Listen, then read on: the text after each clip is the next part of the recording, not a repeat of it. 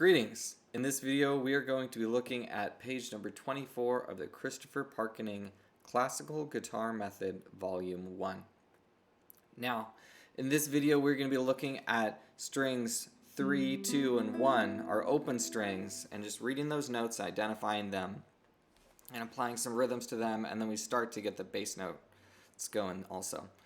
Now, what I would encourage you to do, especially for the first two studies on this page, is to anchor your thumb on string 4. If I just rest him there, then these fingers don't need to move around. See how my hand isn't moving as I pick? I don't do this to pick, I just move my finger.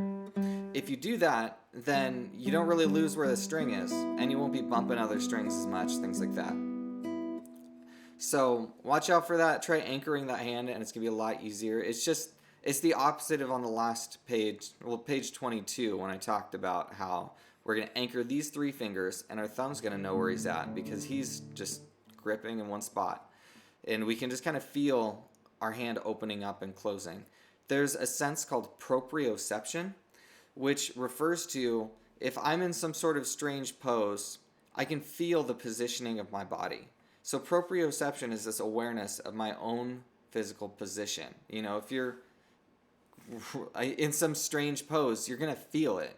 Let's say you woke up in a strange pose, you can still kind of feel how your body is positioned. That is what proprioception is. So, in anchoring our hand, that allows us to really tap into that strength more quickly because we get anchored and then we can feel against how open is this joint right here. And it's something that's going to develop over time. You know, if you're really intentional to practice, especially without looking at the guitar, then you're going to develop that sense more finely, more quickly. And I would strongly encourage you to get started on that as soon as possible, especially getting your eyes off the right hand. There's only 6 strings to deal with. At first it can be overwhelming, but if you come up with exercises that just challenge, all right, I'm going to just use this finger and jump strings this far, things like that, it's going to help you to really just not struggle with these things in the moment when you're playing a piece of music. So let's go ahead and get started. Quick reminder that our strings are E, A, D, G, B, E. And our weird mnemonic device is eat all dead gophers before Easter. So we've got gophers before Easter. Another thing I would encourage you to do if you're just learning these notes for the first time is to get some music note flashcards and practice them. If you're identifying notes and you're learning with someone, let's say you have a spouse that you're living with or something like that, and they don't know how to identify the notes, just write the note name on the back for them, and then they can look and you say G, and they'll know, yeah, it does say G, you got it right. So it's an incredibly useful tool for learning your notes, and I would strongly encourage you to use flashcards. It is surprisingly effective. It kind of makes it into a game, which makes it more enjoyable. And you're competing against yourself. And if you just regularly do it, you'll get faster and faster very quickly. I will have more videos on note learning later on, but for now, I strongly encourage you to get some flashcards and put them into practice. So, study number 4. I'm going to take my thumb. What I'm doing is putting him on 4 and then tilting him back so that all 3 of these strings, 4, 5, and 6, are all just muted. And then my index finger is on string 3.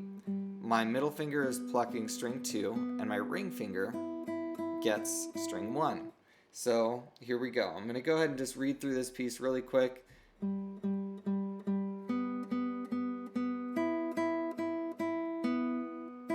That's a pace of 1, 2, 3, 4, 1, 2, 3. So I would go ahead and practice that until it's easy for you. And in this case, we're limiting each string to 1 finger. So my index finger is always doing 3. We don't always do that. Later on, we're going to do things where we're going to alternate fingers. I might go. In fact, in the very next page, we're going to look at that a bit. But for now, 1 finger gets a string, and this is just kind of a great foundation to build off of. That's one of the beautiful things about this method book. That's why I chose to work through this one, is that it is very, very systematically and intelligently presented. It introduces things in a very, very deliberate order, and it's excellent. And it makes excellent use of duets and just introduces concepts in a great way and provides pieces of music that are really interesting to the student. So I really love this method book, and that's why we're starting with this one. All right, so study number 5.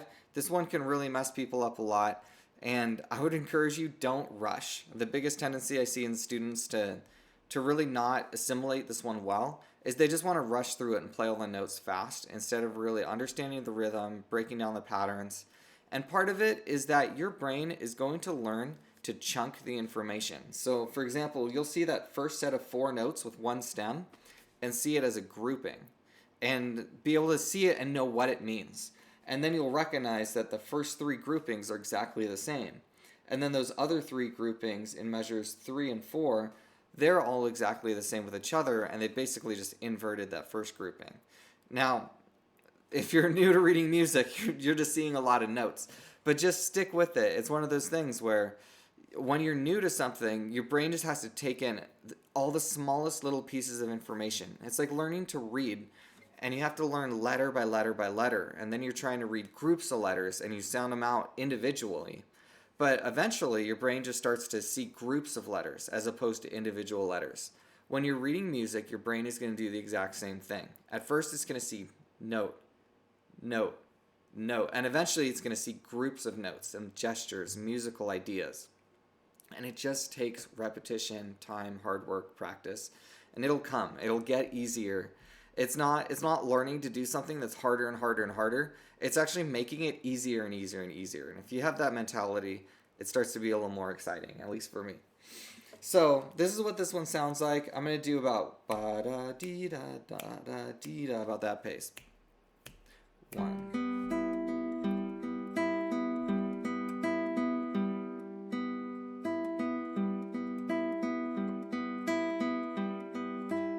And then a repeat.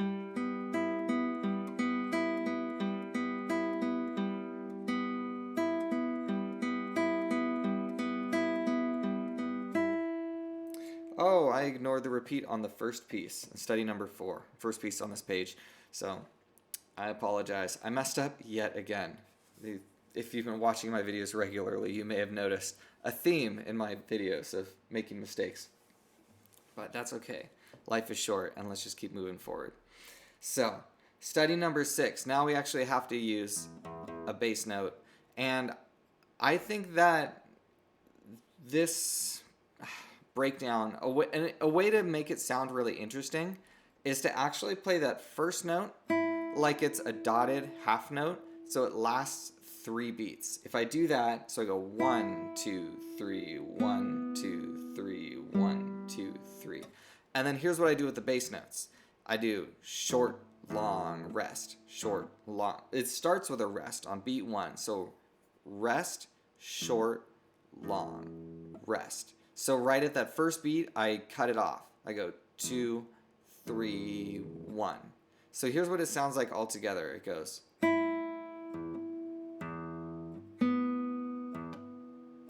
Cutting it off really accents that new note, because all of a sudden there's nothing else sounding out. And we hear this like, oh, where did the bass note go? It's gone.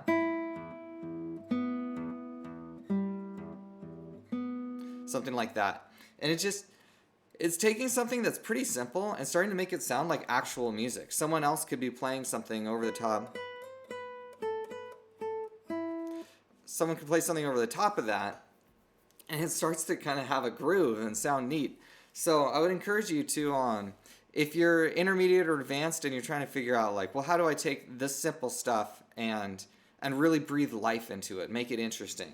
This is a great way, is hang on to those high notes and articulate those bass notes. So here's what we got.